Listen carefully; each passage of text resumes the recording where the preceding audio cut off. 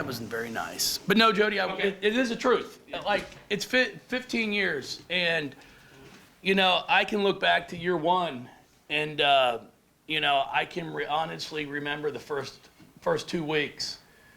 Becky Bonner, you know, came with me from Maryland. She was our GA at the time, I believe, and she agreed to be my director of ops.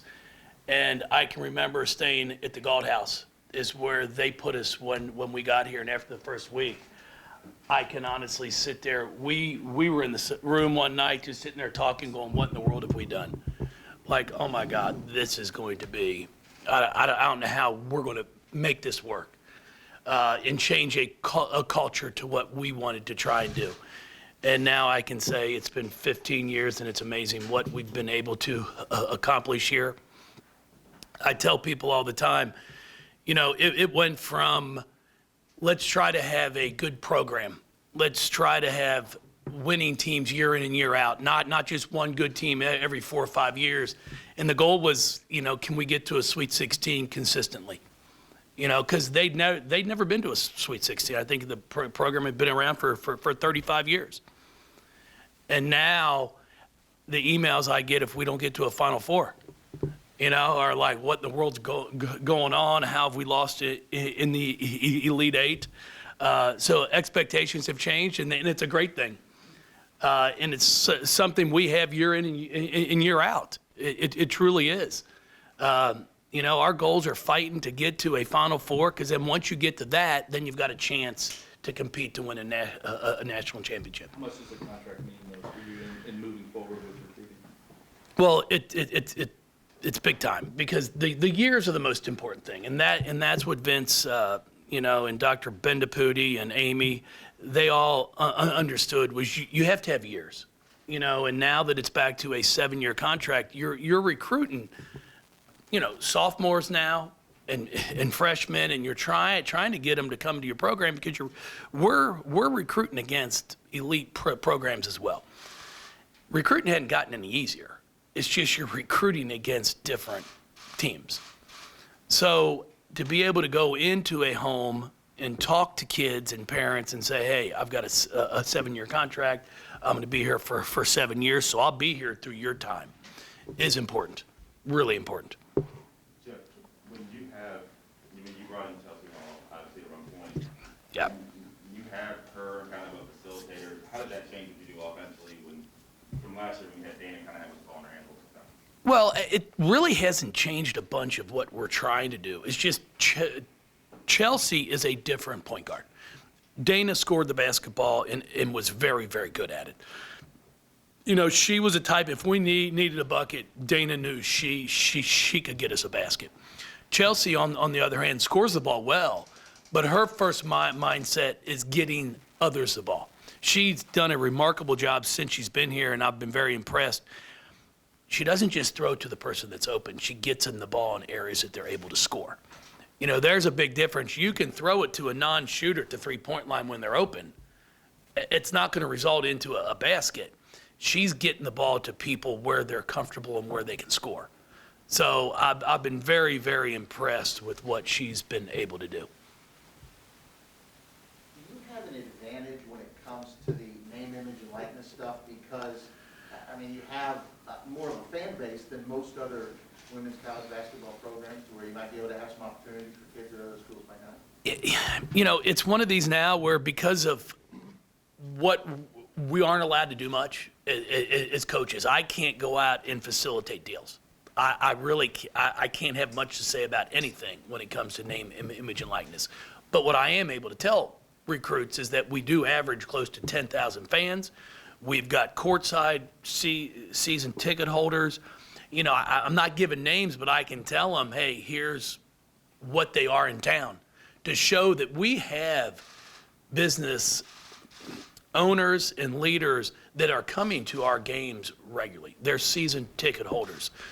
And then it's going to be up to them to be able to figure out how we can get into that market.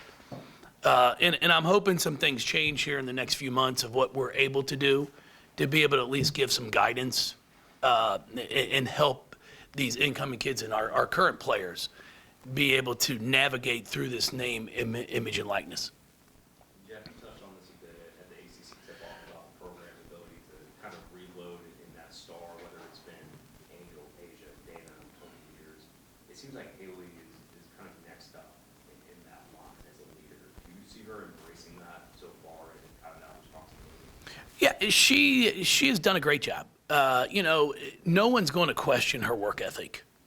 She's the hardest worker I've got on the team, and I think nobody would sit here if you ask them all. Oh, that's not true. She is, and now it's a matter of performing. She had a great freshman year.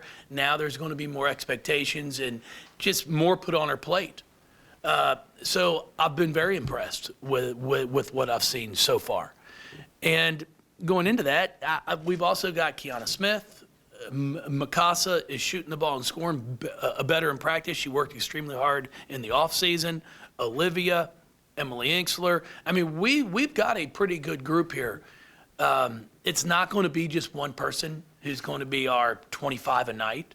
I think we've got, again, 4 or 5 that can get us between 15 and 20 on any given night. How difficult is it for a player to go from being, just a player on the team to the focus of the opposing team's scouting report? I mean, because Dana was kind of that for you last year. If Haley is that issue? Yeah, I think it's one of those I mean, she was on everyone's scout report. It's not like no one knew who she was. So people already knew, okay, what she can do. And it's the same thing with Dana and Asia. They might be the one that they're saying, hey, you've got to stop them. Look for them to score. But we've also got 4 other people that are capable scorers. And I think that's a thing that helps make everyone's life a lot easier when it's harder to double team someone when you've got others that can make shots. That's one of the things we talked about. Somebody asked me the other day about UConn, the times that we played them in the national championship game. I'm like, I couldn't junk anything up. I couldn't come out and play a triangle of 2, box and chaser, or, any type, because everybody could score. That's what made them so good. And I think that's what we're getting to is I've got players that can score from all spots, which then helps take pressure off of players that might be the ones that we're asking to score more. Jeff, kind of off that, when you talked to Haley this year, what do you feel like she learned or took away the most from last year and playing with Dana? Well, I think what she took away the most was just the pace of the game, the patience you have to have, and the importance of teammates. Everybody you play against is good. I mean, they're all on scholarship. And normally, the person who's guarding you was the best player on their high school team as well. So it's the challenge of the game. I think she's really enjoyed the process of studying the game, understanding angles, understanding opportunities, the patience of coming off a ball screen and waiting for the screen instead of leaving too early to where you don't get a good screen and you're able to, force a closeout. And then you've got to be able to score in small spaces, and she's really worked hard on that. I guess when you have these scores, when you have these varied talents, how much of your strategy or approach this year is tailored to them, or how do you tailor them to what you want to do? I mean, what's the combination? We adjust. We don't have we don't have one style of play.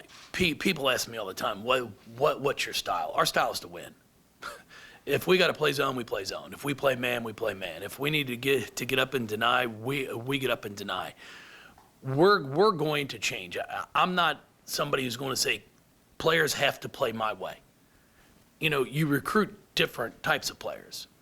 So we're going to figure out what works best for them, and then what works best for them is what we're going to adjust and use. Now, it's not like we're just throwing everything out the window and we start over each year, but we do tweak what we're going to run, how we're going to run it. We might not have as many just on-ball screens this coming year because we don't have Dana and her quickness to create coming off of those.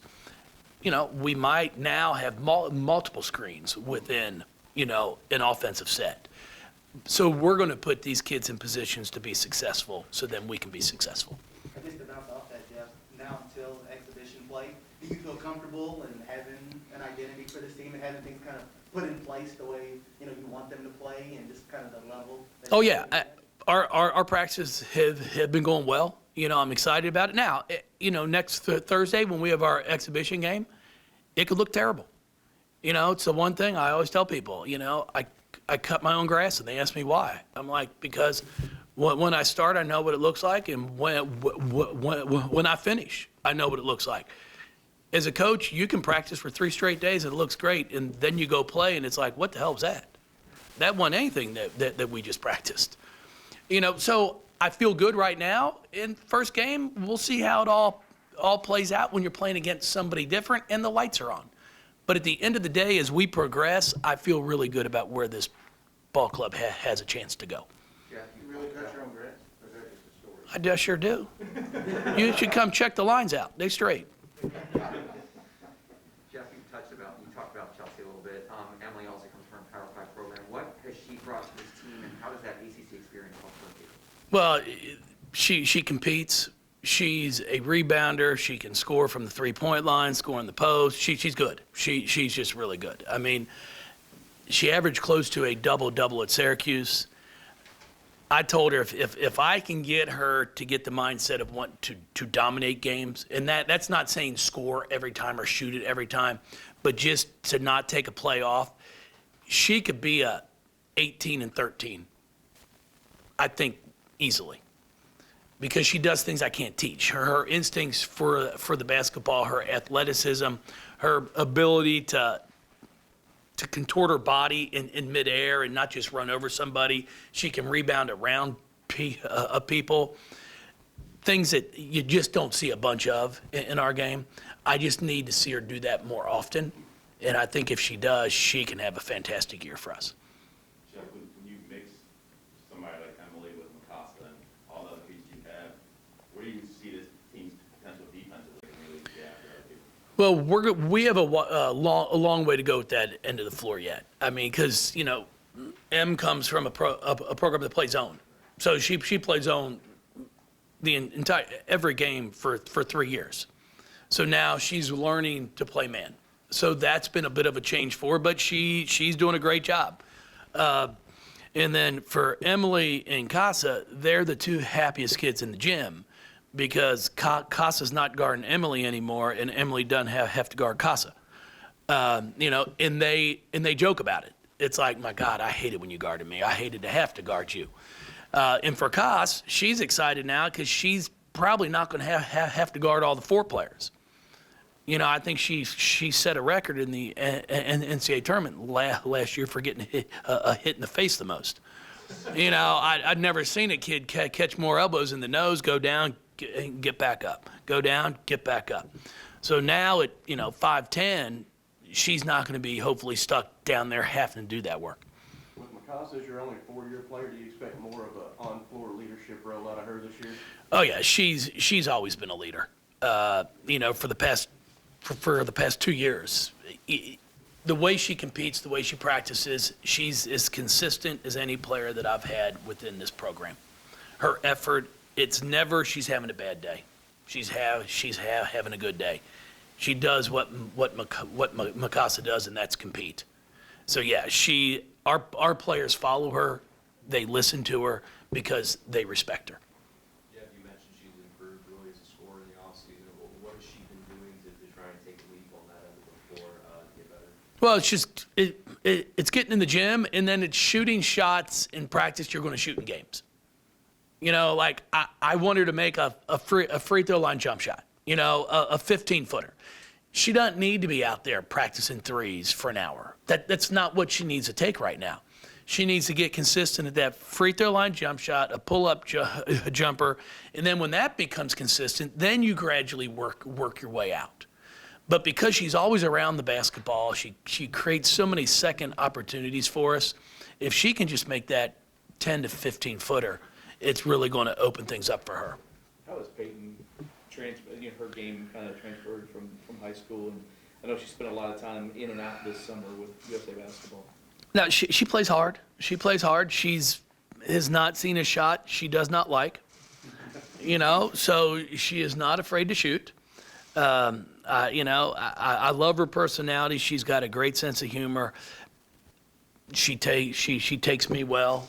I give her a hard time about some things, and she's got a witty sense of humor, which I appreciate. But she's going to be someone that we're going to need to have play. She understands the game. She's got great size. She can rebound. She passes the ball well. She just does a lot of intangibles that we're going to have her on the floor for. Do you have anybody, I know you don't like to brag about players, single them out, but is there anybody that's really improved a ton? I know you have those off-season meetings and all that kind of stuff. Is anybody kind of taking a huge step forward? Well, I've seen improvements from all of them, but I will say Chelsea is. I knew she was good. I mean, we recruited her out of high school. I knew she was good, but I can say she's better than what I had anticipated, what I had seen. We watched a ton of film on her at Vandy, and she's doing more now than what I had seen on film. So very, very pleased with her. Kiana Smith is really worked on her ball handling, on getting to the basket. She's attacking more.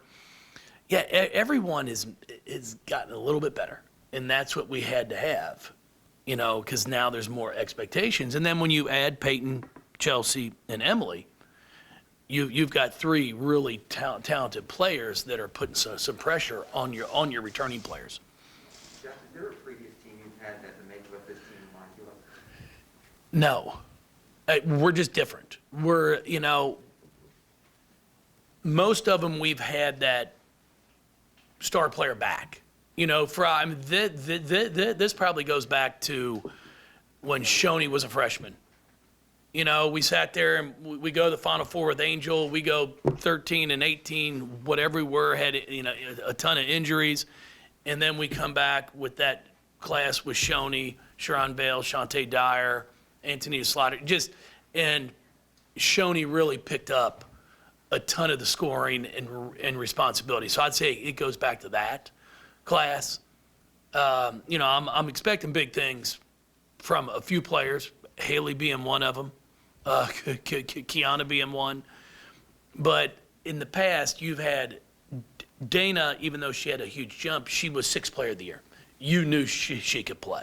And then you had Maisha was doing what she does. She was player of the year by the AP, I think the media, her sophomore year. And then Asia follows that. So they had a lapse of playing together. And now this is really the first one since that group. Jeff, you mentioned Kiana. Where do you want to see the biggest jump for her, and how has she been taking over kind of a bigger leadership role for the group? Well, for her, I challenge her every day on being able to score from all areas of the floor, not just being a three-point shooter, putting the ball on the ground for a pull-up jump shot, getting to the rim, getting fouled. And then defensively is where she's really been working hard to keep people in front of her, use her length to alter shots, and she's continuing to improve in those areas.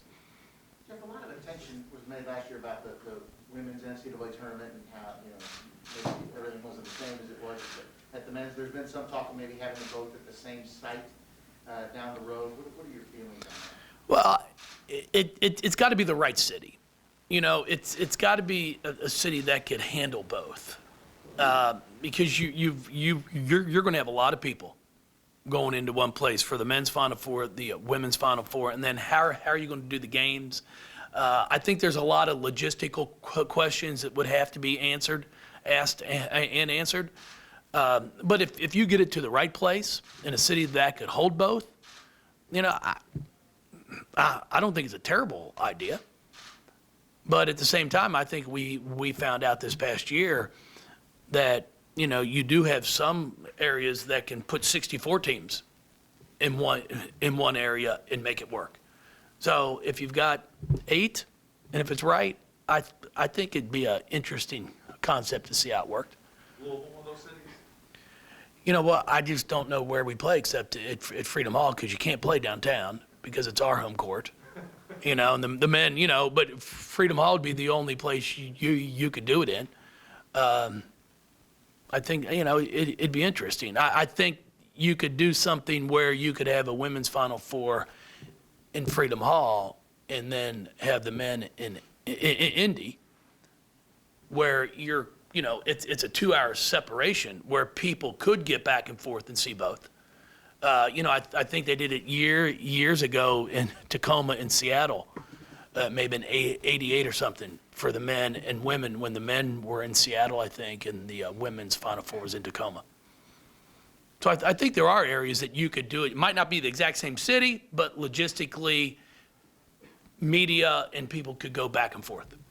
Outside of that possibility, are you satisfied with how the NCAA has responded or moved on all of that, whether it's the branding of it all being March Madness or some other changes they've talked about? Well, we'll wait to see what takes place. I mean, you know, it sounds great. I'll wait to see how it all unfolds. You know, I think actions speak louder than words. So we'll wait to see how this all transpires and how it all unveils once we get rolling into the NCAA tournament. Jeff, you lose Dana, Chelsea, and Emily come in, but for the most part, your roster this year closer resembles to that of last year. What does that continuity heading into the season do for your team? No, it's great. I mean, it's you're not trying to get 8 new players into the fold. Now it's, you know, you're looking at Chelsea, Emily, and Peyton. Sid is going to she's not going to redshirt, but she's trying to do volleyball and basketball. She's all basketball right now. So, and this is a newer thing for her, in the fact of she's all basketball right now. So she'll get some opportunities to play, but it's going to be more of a process for her. And then Lex, who reclassified and came in early, is redshirting for sure. So we're only looking at 3 players to have to try to, you know, get into the mix. All 3 are good. Jeff, I want to go back to Deanna real quick. There were times last year that when her shot wasn't falling, she kind of got stuck, and maybe she hadn't logged in. How has she been with that? That's what we've talked about. Is you want to evolve your game to where you're not just a shooter. Where if your three's not going in, then what do you do? You know, so that's why she's really been working on putting the ball on the floor. She rebounded well the other day for us in a little scrimmage we had. So it's being able to show that, hey, if my shot's not falling, I can still contribute, make somebody have to guard me, and be an asset on the floor. Do you expect Liz and Livia to kind of take that next step and assert themselves this year?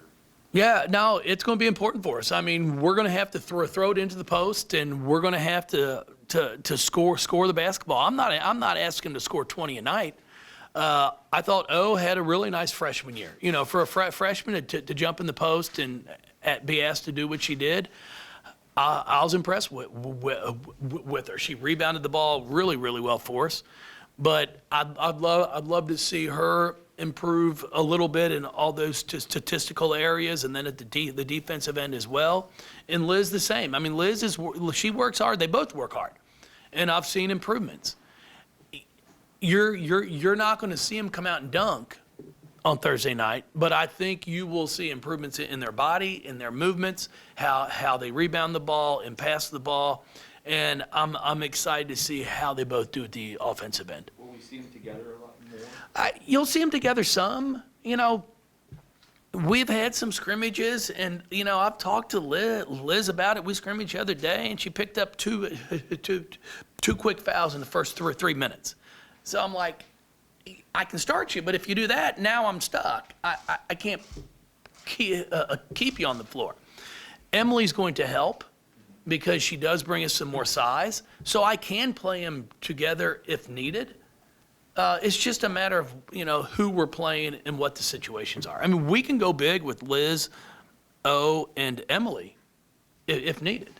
So if we play someone that's got great size, we can also match up better this year. In the tournament, we saw a couple flashes from Alana. Have you seen the growth? Yeah, she's worked on her game, and it's one of the things that we've sat there and really stressed to her. You can't just be a flash in the pan where it's one great thing and then I don't say anything for 5 minutes. Her consistency is going to be what's going to get her into the game. It's going, what can she do? She can defend the ball extremely well when she wants. And that's one thing that we talked about. That's something she's got to focus on all the time. And then she scores. She's got a nice jump shot, a nice pull-up jumper. She's shooting a three better. But like I told her, it's hard to do those things if you're sitting on the bench next to me.